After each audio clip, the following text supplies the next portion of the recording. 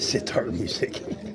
I mean, it was just stereotypical. Yeah, no, yeah, just like I said, the ultimate cliche, late '60s hippie shit. And we got stoned on our ass. Joint. Yeah, it was a joint.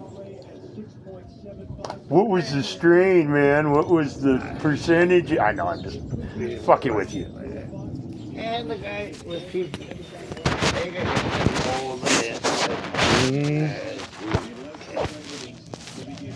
Exactly. Anybody back in the day, if you were teaching somebody how to smoke pot, you take the hit and hold it as long as.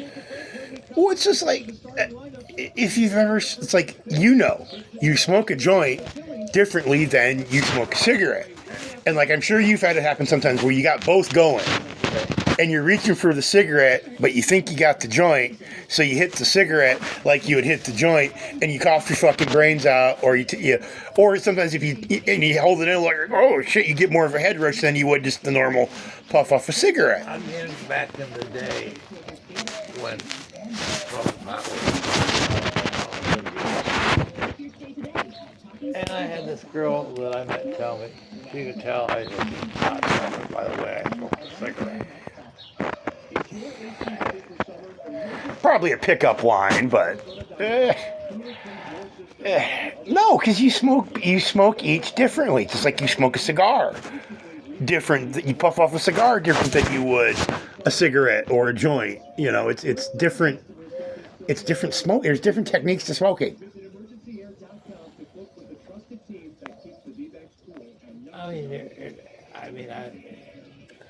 There's so many different ways to smoke. Like your mom never took hits in her ways to smoke. You know, little puffs. Yeah.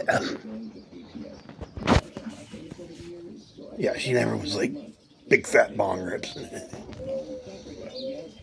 You know, it's like people smoke cigarettes different ways. Some people take.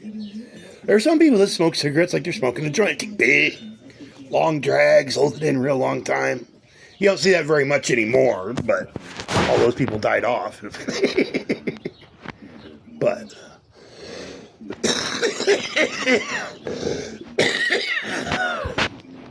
I'm sorry, I don't care if there's scientific studies. It just doesn't make sense to me. I mean, just based on my own personal. Yeah, exactly. I know what works with me.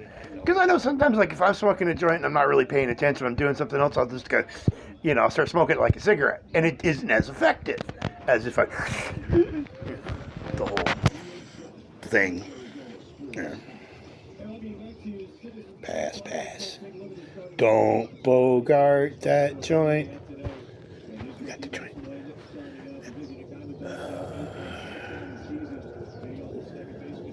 You got a cigarette I can have. I ain't got no tobacco. Oh, you should have told me that. Well, now I got a decent amount of tobacco. Remind me, I'll leave you some when I leave. Yeah, because they should have told me. I could have stopped and got you some or brought you some of what I had. I thought about it.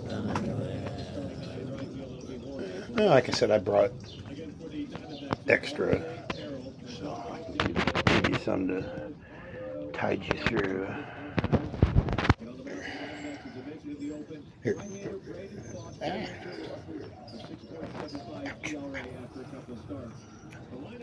But here.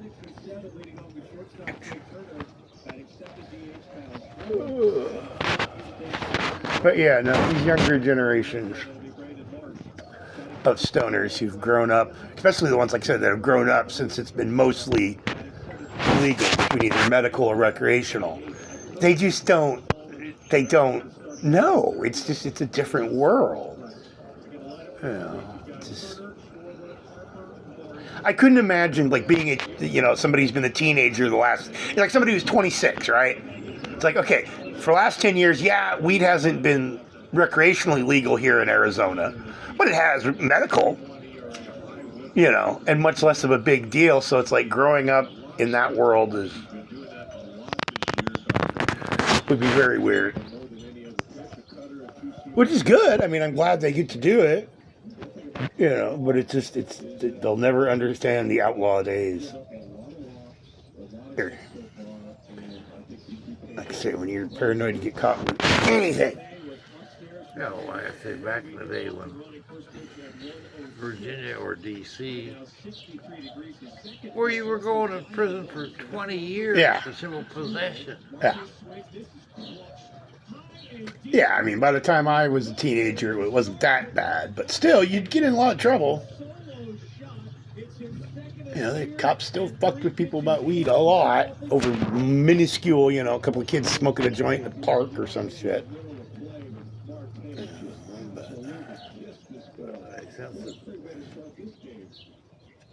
Since it became legal. Oh, yeah, especially recreational. It's like... It's ridiculously growing up in this world now, where you got a dispensary every half mile. In some places, yes. You know, where if you got a car, you can have more weed than you know what to do with in a day. I mean, if you drive around, buy an ounce here, Well, that's the thing. You can only buy an ounce a day. No matter if you go to multiple places. 'Cause I've tried that. They know how much you've bought in a day. Now you can every day go and buy an ounce, but you can only buy an ounce at a time. They do keep track of how much you buy a day. I've tried that, unfortunately. But either way, if you can smoke an ounce in a day, my hat's off to you. Because even we never accomplished that in our best days. But and if you smoke edibles, Jesus Christ, you'll get 28 grams of fucking, not edibles, concentrates. You know, go out and get yourself 28 grams of either carts or wax. Jesus Christ, take you months and months, even if you're a heavy smoker, to smoke all that concentrate. Yeah, it's been ridiculous. Back when I was doing medical, I couldn't smoke up my quota. Oh, The only way you smoke up your quota is selling some off. No, you don't. No, absolutely not. Because I did.